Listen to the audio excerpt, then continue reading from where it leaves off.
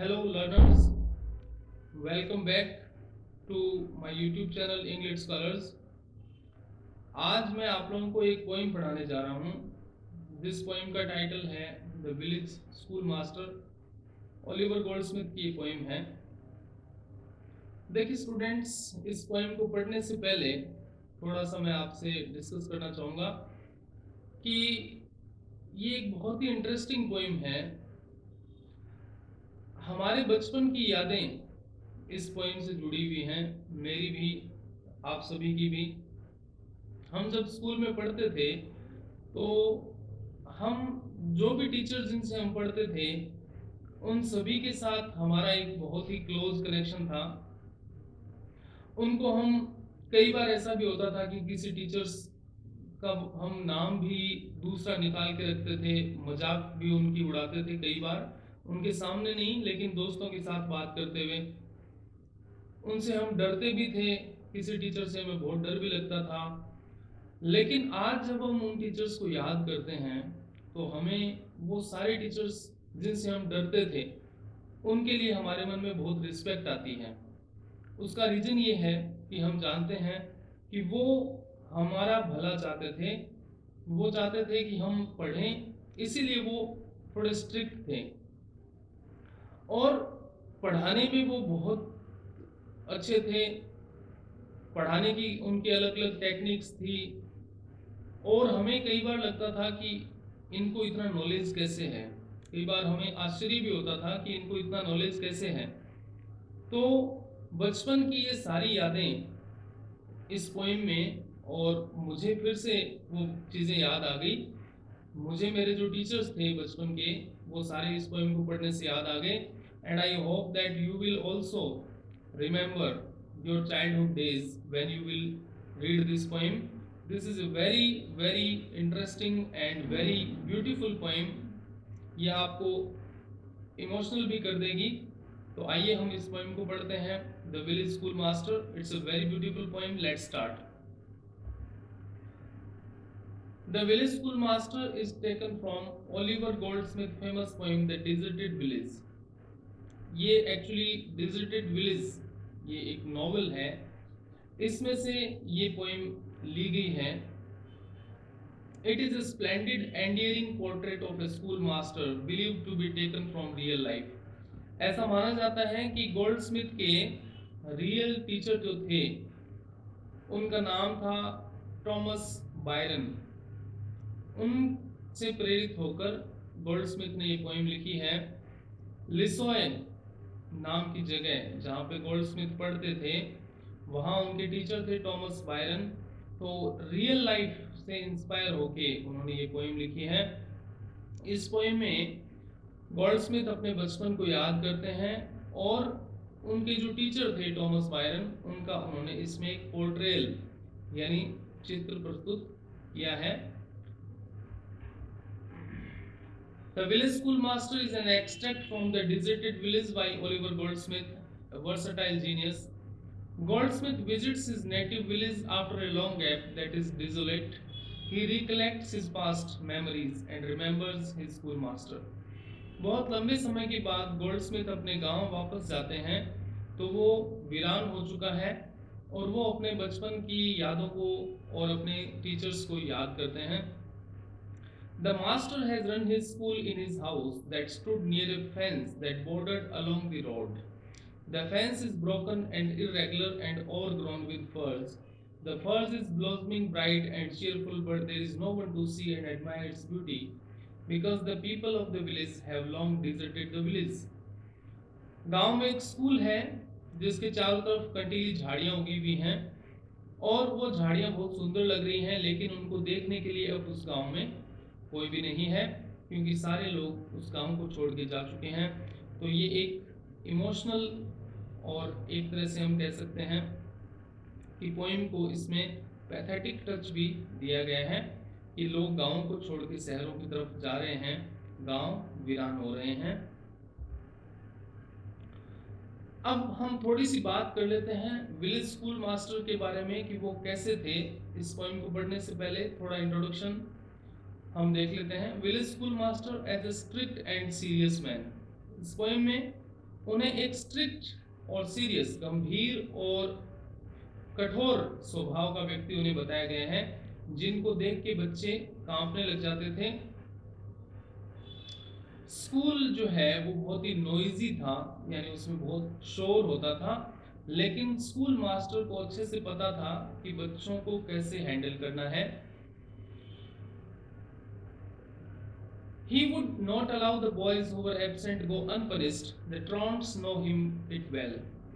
जो स्ट्रॉन्स थे, यानी स्कूल से भागने वाले या स्कूल नहीं आने वाले विद्यार्थी, उनसे डरते थे और वो उन्हें सजा भी देते थे। When he came to the school in the morning, the children could guess the troubles of the day from his face. What would be the experience that day? बच्चे उनका चेहरा देख के, सुबह सुबह उनका चेहरा कैसा था, उसी से पहचान लेते थे कि उनका दिन कैसे जाने वाला है। सेंस ऑफ ह्यूमर, उनमें सेंस ऑफ ह्यूमर भी था। ऐसा नहीं था कि वो सिर्फ गंभीर थे, मजाकिया इंसान भी थे वो। He has a sense of humor as well. Many jokes with him.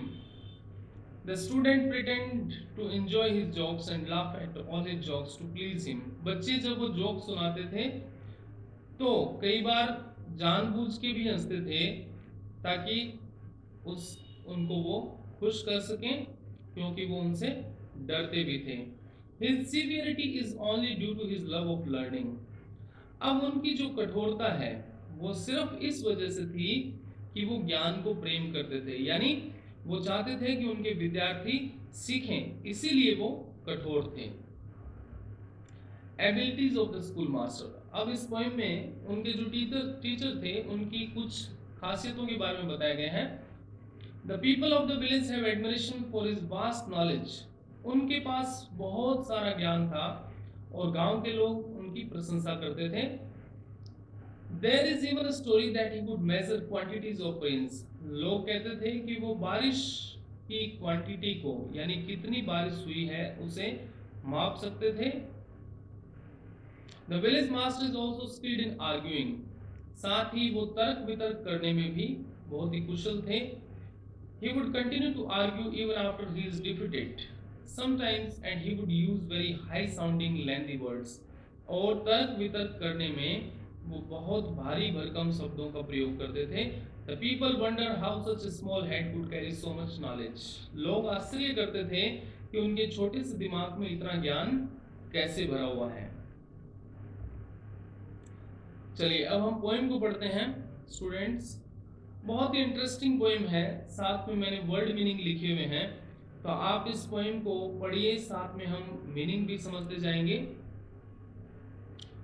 Beside yon strangling fence that skirts the way, with blossomed firs unprofitably gay, there in his noisy mansion, skilled to rule, the village master taught his little school.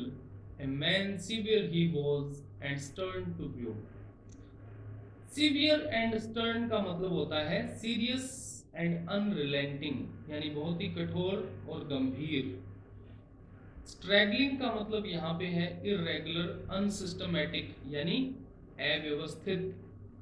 फर्ज जो है ए plant with yellow flowers, एक पीले फूलों वाला पौधा होता है। तो यहाँ पे पोएम की शुरुआत में जो स्कूल की बिल्डिंग है उसकी सराउंडिंग के बारे में बताया गया है कि उसके आसपास क्या था, वो बिल्डिंग कैसी थी।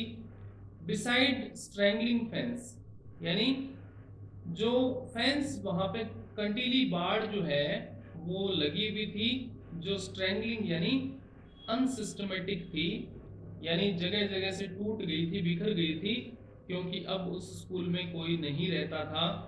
दैट स्कर्ट्स द वे, और उस कांटों की तार ने, बाड़ ने पूरे रास्ते को घेर रखा था।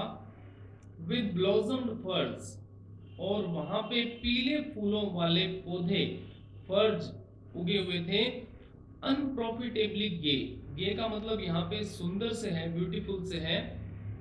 वो पौधे बहुत सुंदर थे लेकिन अनप्रॉफिटेबल थे, क्योंकि उनके सौंदर्य की प्रशंसा करने वाला अब वहां पे कोई भी नहीं था, तो उसका कोई प्रॉफिट यानी फायदा नहीं था। There in his noisy mansion.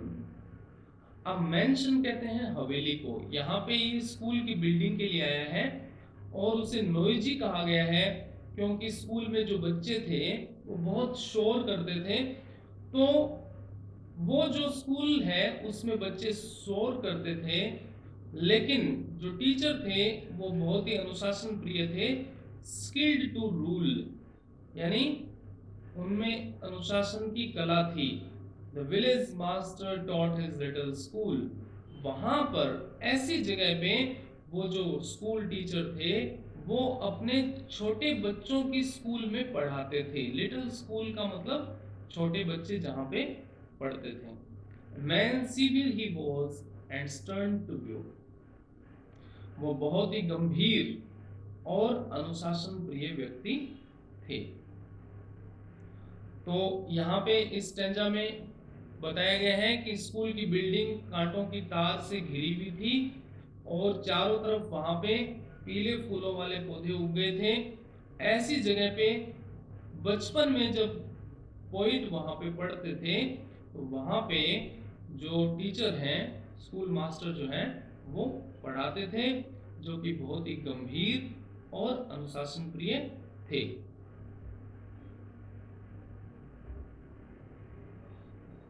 I knew him well, and every truant knew well had the boding tremblers learned to trace the day's disasters in his morning face.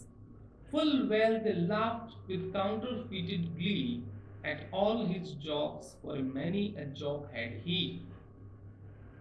अब आइए पहले वर्ड मीनिंग देखते हैं। ट्रॉन्ट किसे कहते हैं?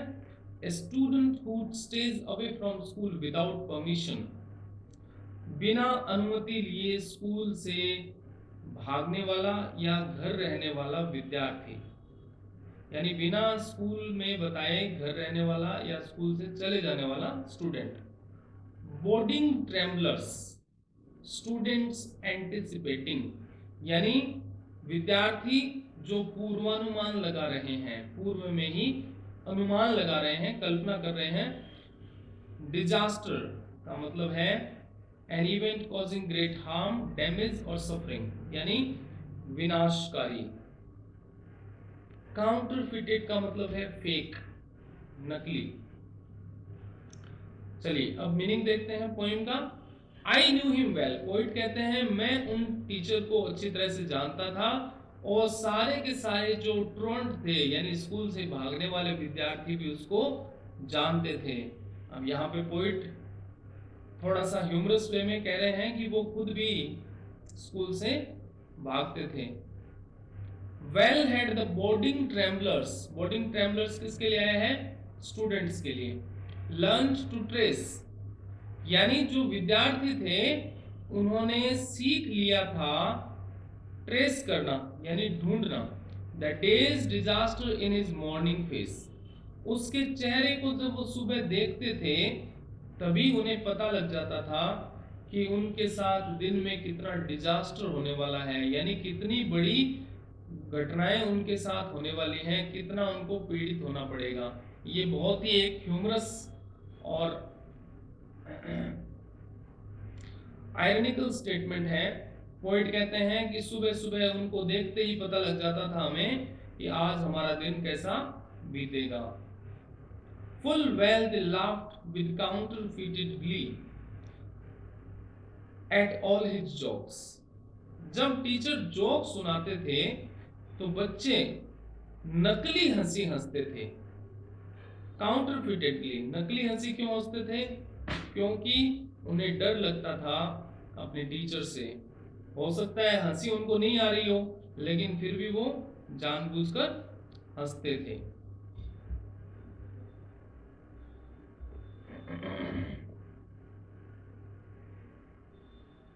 Full well the busy whisper circling round conveyed the dismal tidings when he frowned. Yet he was kind, or if severe in aught, the love he bore to learning was in fault. देखिए कितनी अच्छी बात कही है। Full well the busy whisper circling round conveyed the dismal tidings. Tidings का मतलब होता है न्यूज, समाचार। Dismal का मतलब निराशा भरी या दुख भरी।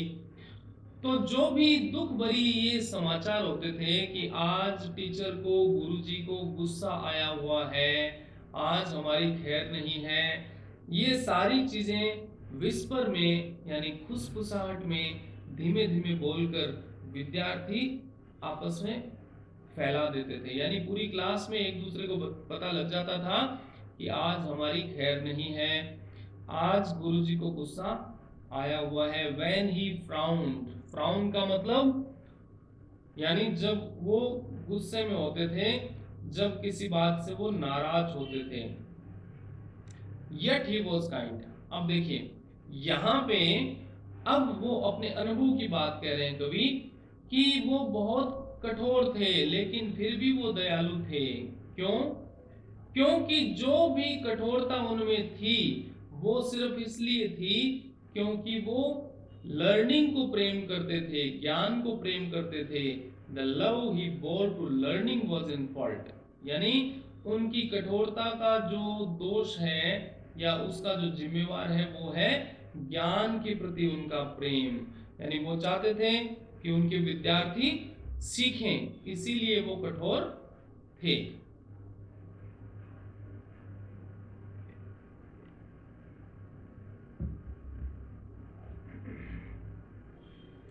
समझ में आई बात?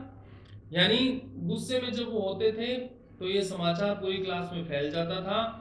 और कवि कहते हैं वो कठोर थे लेकिन फिर भी दयालु थे, क्योंकि उनकी कठोरता सिर्फ इसलिए थी क्योंकि वो बच्चों को सिखाना चाहते थे। चलिए, The village all declared how much he knew. It was certain he could write and cipher too. Lengths he could measure, terms and tried precise, and even the story ran that he could cause. अब उनके पास कितना knowledge था, कितना उन्हें ज्ञान था, तो meaning देख लेते हैं। सिफर का मतलब कैलकुलेट से है, गणना करने से है। प्रिसाइज का मतलब प्रेडिक्ट यानी भविष्यवाणी करना, और गॉज का मतलब है एस्टिमेट यानी आकलन करना।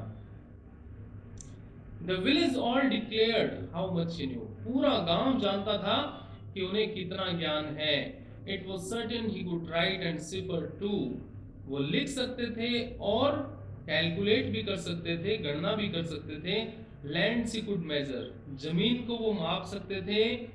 टर्म्स एंड टाइड्स प्रेसिस, यानी वो सीजन की यानी जो टर्म्स एंड टाइड्स हैं यानी मौसम है उसकी भविष्यवाणी भी वो कर सकते थे।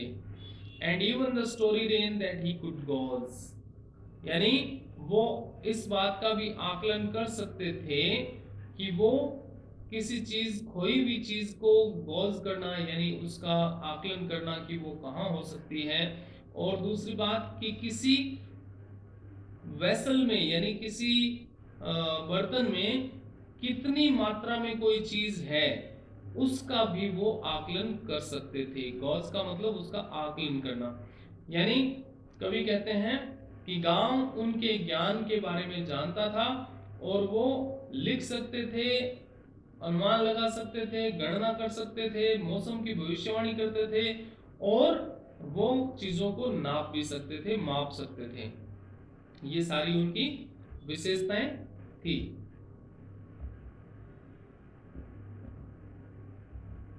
In arguing too, the parson owned his skill, for even though vanquished, he could argue still, while words of learned length and thundering sound amazed the gazing rustics ranged around.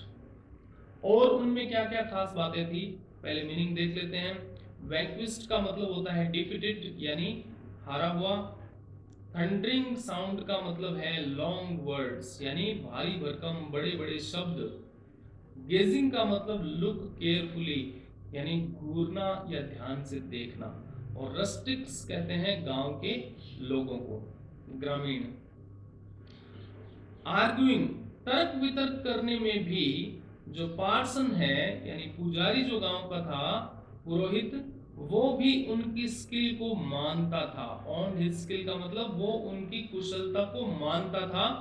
For even though vanquished he could argue still, क्योंकि हारने के बाद भी वो argue करते रहते थे, यानी किसी तर्क वितर्क में वो हार गए, फिर भी वो तर्क देते रहते थे। अब ये थोड़ा सा कंट्राडिक्टरी स्टेटमेंट है, लेकिन कवि कहना चाहते हैं कि उन्हें बहुत नॉलेज था, हारने के बाद भी वो तर्क करते रहते थे। While words of learned length and thundering sound, यानी वो बोलते रहते थे भारी भरकम शब्द, और जो गांव के लोग हैं वो अमेज्ड होकर, आश्चर्यचकित होकर उनके चारों तरफ खड़े हो जाते थे और उन्हें ध्यान से देखते रहते थे। रेंज्ड अराउंड का मतलब उन्हें घेर के खड़े हो जाते थे और उन्हें घूरते रहते थे, ध्यान से देखते रहते थे कि देखो इस व्यक्ति को कितना नॉलेज है। And still they gazed, and still the wonder grew that one small head could carry all he knew. Still they gazed. Gaze का मतलब ध्यान से देखना। वो देखते रहते थे और उनका वंडर, आश्चर्य बढ़ता रहता था, यानी वो जैसे जैसे बोलता, लोग उसे देखते, वैसे वैसे उनका आश्चर्य बढ़ता जाता कि कैसे उनके छोटे से दिमाग में इतना ज्ञान भरा हुआ है। But past is all his fame. Now the poem becomes pathetic, poignant. कवि कहते हैं कि उनकी सारी की सारी प्रसिद्धि अब भुला दी गई है, पास्ट में चली गई है, भुला दी गई है। The very spot where many a time he triumphed is forgot. Triumph का मतलब जीतना। वह स्थान जहाँ पे उन्होंने बहुत बार जीत हासिल की थी, यानी तर्क वितर्क में वो जीते थे, वो स्थान भुला दिया गया है। अब वहाँ पे कोई नहीं आता है, उस गांव में कोई नहीं रहता है, वो सारी बातें अब इतिहास का हिस्सा हो गई हैं, अब वहाँ कुछ भी नहीं है। तो in the final stanza, in the last stanza of the poem, the poet tells that the villagers and the teacher, all the things have become part of memory, and now there is no one to recollect them. Only the poet is there to recollect and to write a poem. कवि खुद वहाँ पे हैं और उसको याद कर रहे हैं और दुखी हो रहे हैं, और ये कविता उन्होंने लिखी है। चलिए अब हम बात करते हैं इस पोइम में जो फिगर्स ऑफ स्पीच आए हैं, यानी छंद अलंकार कौन कौन से यहाँ पे हैं इस पोइम में, उनकी हम बात करते हैं। एलिट्रेशन सबसे पहले यूज हुआ है, टर्म्स एंड टाइड्स, रस्टिक्स, रेंज्ड, इनमें एलिट्रेशन का यूज किया गया है। Anaphora, full well they laughed, full well the busy, तो यहाँ पे एनाफोरा का प्रयोग किया गया है। एनालॉजी यानी सादृश्यता, समानता। Part to whole, the school master is compared to the village, school master जो है उनको पूरे गांव से तुलना की गई है, तो ये एनालॉजी है, तुलना है।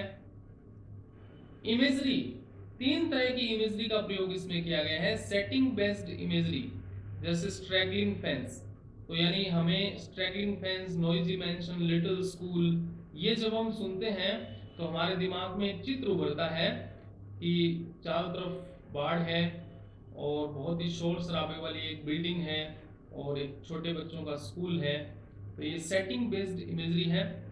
इंटेलेक्चुअल और educational imagery, land, terms and tides, small head, ये जब हम पढ़ते हैं तो ये एक इंटेलेक्चुअल इमेजरी है, यानी दिमाग में हमारे ये सारे चित्र उभरते हैं। रेटरिकल या linguistic imagery, words, jokes, story, ये जब हम पढ़ते हैं। स्पॉट, फॉरगॉट, ये जब हम पढ़ते हैं वर्ड्स, जोक्स, तो इनको पढ़ के हमारे दिमाग में एक जो वर्ड्स हैं उनसे रिलेटेड इमेजेस आती हैं, तो ये लिंग्विस्टिक इमेजरी है। राइमिंग कपलेट्स, जैसे स्पॉट, फॉरगॉट, तो ये राइमिंग कपलेट्स हैं। एंड स्टॉप लाइन, और at the end of A line, जो पंक्चुएशन है फुल स्टॉप का या कोमा का या सेमीकोलन का, ये जहां जहां पे इस पोएम में है फुल स्टॉप, कोमा या सेमीकोलन वो एंड स्टॉप लाइंस हैं, यानी वहां पे वो लाइन खत्म हो जाती है, फुल स्टॉप, कॉमा या सेमीकोलन। सिजुरा, पोएम के बीच में जहां पे पंक्चुएशन है, जैसे yet he was kind, semicolon, और if she were in ought, तो जहां बीच में सेमीकोलन है तो ये सिजुरा का एग्जांपल है, यानी इसमें बीच में पंक्चुएशन मार्क्स हैं। तो स्टूडेंट्स, ये थी पोएम आपकी द विलेज स्कूल मास्टर। आपको अगर ये पोएम अच्छी लगी हो, आपने इसे एंजॉय किया हो, तो मुझे कमेंट करके जरूर बताएं, ताकि मैं आप लोगों के लिए और अच्छी अच्छी पोएम्स इसी तरह से उनका वीडियो बनाता रहूं। और I hope that you have enjoyed the poem. एक बार आप फिर से इस पोएम को पढ़ें, और आपको कौन सी पोएम पढ़नी है उसे मुझे कमेंट करके जरूर बताएं। सो पोएम, इस चैनल को मेरे को आप सब्सक्राइब जरूर करें, शेयर करें वीडियो को, लाइक करें। So thanks a lot dear students.